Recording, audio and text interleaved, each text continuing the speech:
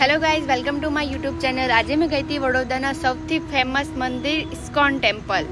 આ છે મંદિરનો પ્રવેશ દ્વાર અને આ મંદિર આવ્યું છે ગોત્રીમાં. તો અમે ગયા હતા 12 વાગે અને 12:30 વાગે અહીંયા આરતી થાય છે.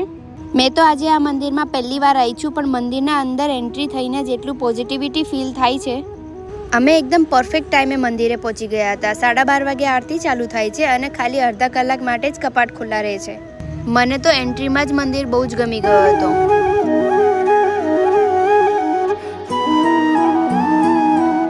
મેં તો રાધા રાની અને શ્રી કૃષ્ણને જોઈને એટલી ખોવાઈ ગઈ હતી કે મેં બરાબર વ્લોગ બી શૂટ ના કર્યો. પછી અમે અડધો કલાક આરતીમાં લીન થઈ ગયા હતા અને અડધો કલાક પછી કપાટ બી બંધ થઈ ગયા અને મંદિર બી બંધ થઈ ગયો.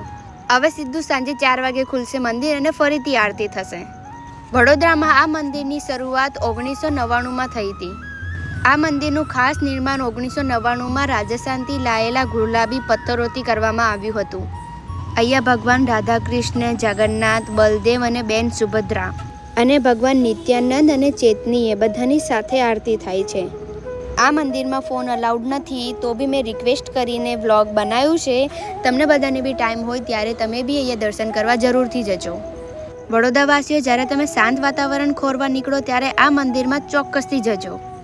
તો કેવું લાગ્યું આજનો મારો આ વ્લોગ? તમને ગમ્યું હોય તો તમે લાઈક કરજો, શેર કરજો અને સબસ્ક્રાઈબ કરજો.